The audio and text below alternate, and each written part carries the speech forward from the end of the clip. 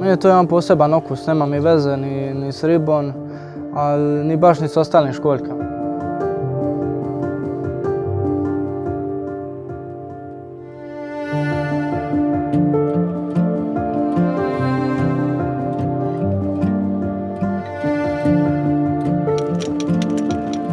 Ovo je dagnja, po naš šibenski naziv je pidoća.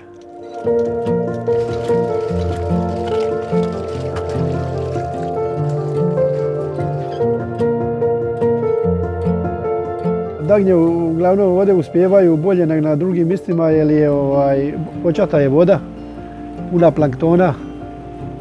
Imamo Prokljansko jezero koje je izvor planktona i hrani ovo cijelo područje.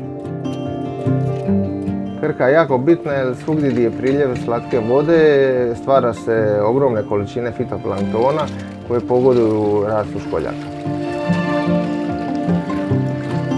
Postoji jedna interesantna stvar, svaka dagnja konzumne veličine od 4-5 cm profiltrira 70 do 80 litara mora dnevno.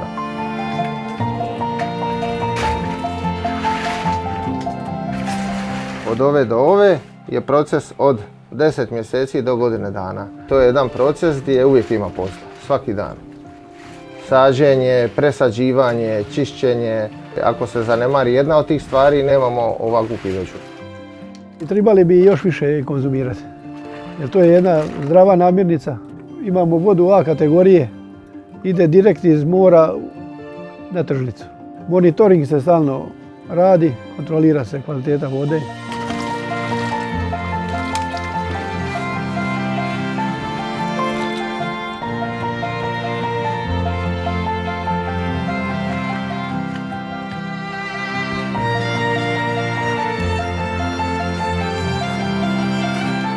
Slana, ukusna.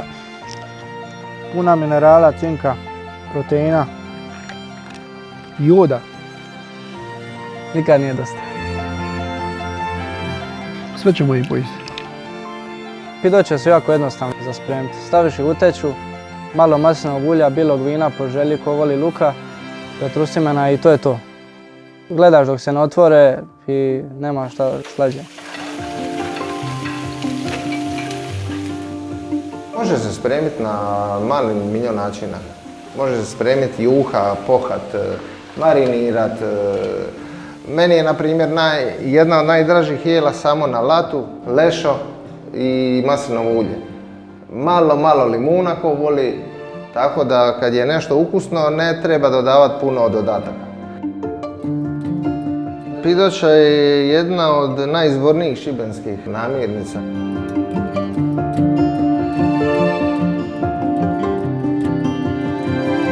Uzgojem se bavim tačno 38 godina, a prije toga smo školjke u prirodi ronili.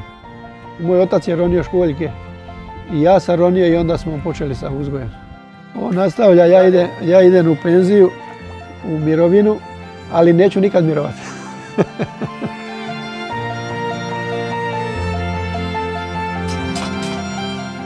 To je naša dagnja.